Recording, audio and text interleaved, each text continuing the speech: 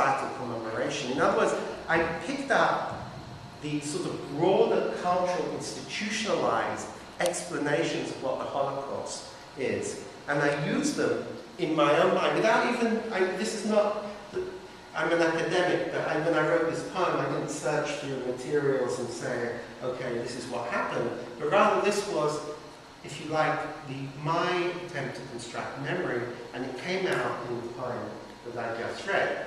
Factually, as I just told you, this is not actually what happened to my grandparents. Not that what happened to my grandparents is any less terrible, but as an experience, it's a different experience.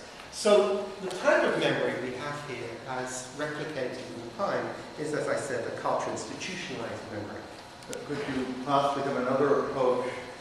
Since you're a poet, you have poetic license, and it would be perfectly legitimate to speak about concentration camps in a broader sense, including everything that happened there, including shootings, including the people who did not get into them. Maybe they were better off, so that your memory was valid, even though it turned out the details were. Yeah, first of all, I think you're definitely right, and I definitely agree that the Holocaust is a much wider phenomenon than just that really awful, terrible experience of being in a concentration camp. And I think very much my paper is very much about exactly that issue that you've just raised. In other words, sort of a widening to a certain extent of that.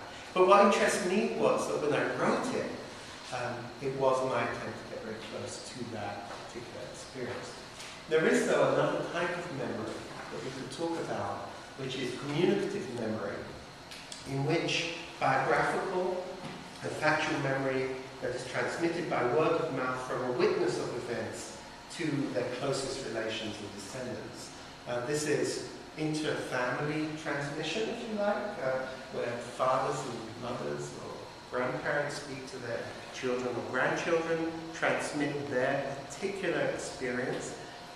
We do not have that in the first poem, but as you're going to see, we do have that in the second poem, and that's why this is a tale of two poems. It's a movement between these two different types of memory, and these produce very different, and they use very different, if you like, research methods in order to create them. Let me just say a word for a sort of a term which describes many of the things I've been talking about so far.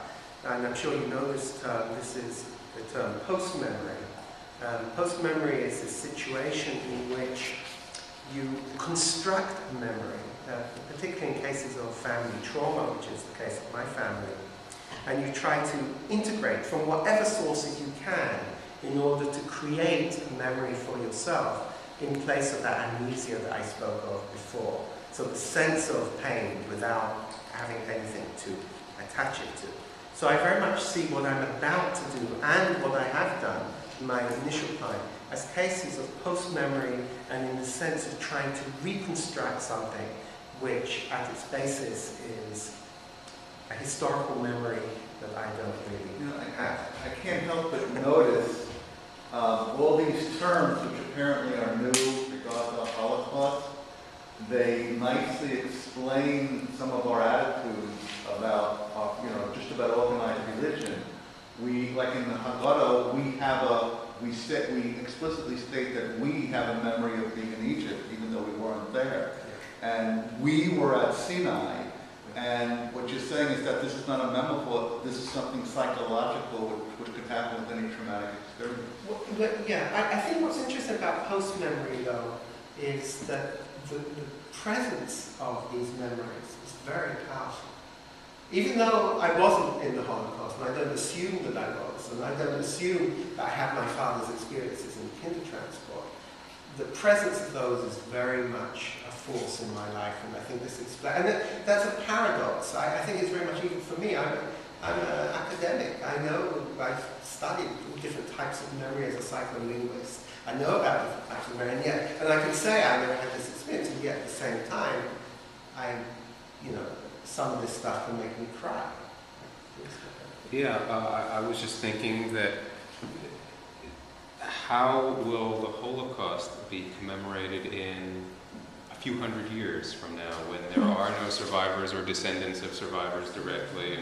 And so can you extend this to, say, Tisha B'Av, or destruction of the temple, or the exile to Babylonia, or anything else that we commemorate culturally with rituals and stories, or the expulsion from Egypt, or the whatever.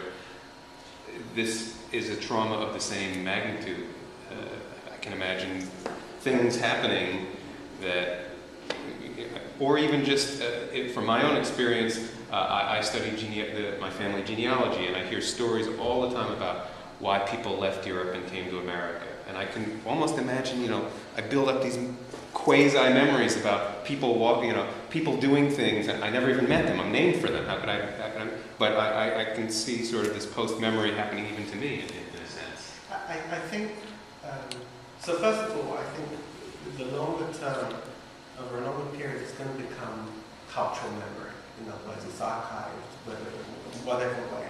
I think we have, for Holocaust, a lot of archival evidence of a variety of different sorts. And I think, to a certain extent, the poem I'm going to present shortly is also a sort of testimony. It's a sort of archival entity.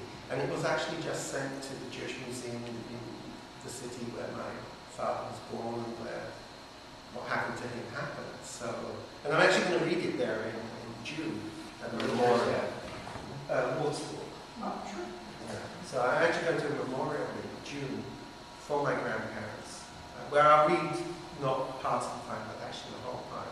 So it's a sort of, so there is that sort of thing. I think though, archival memory is different from when you have communicative memory, and it's in your family, and that's where I'm going to go. Dave, can I just interrupt for a Sure, second? please. I mean, normally with several papers I would have said hold questions to the end, but we now have a dialogue happening, and then you seem comfortable with it. I just want to Yeah, make it's sure. fine with me. Good. That's fine. That's Just as quite the chair, I opposite. felt like I should ask you. It's fine. I'm happy to do it. Can I ask what you see as maybe this is outside of where you really want to go today, the relationship between communicative and cultural memory? Like, how does the cultural memory, if those actual first-hand memories are being communicated, as they weren't in your case, how does it shape the way that those are communicated and the stories that people tell? Yeah, so it's a really interesting question.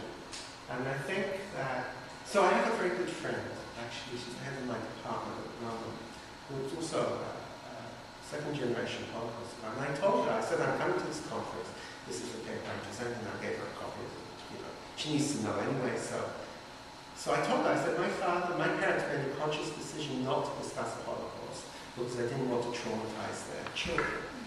And her mother made the exact opposite decision. She spoke about the Holocaust all the time.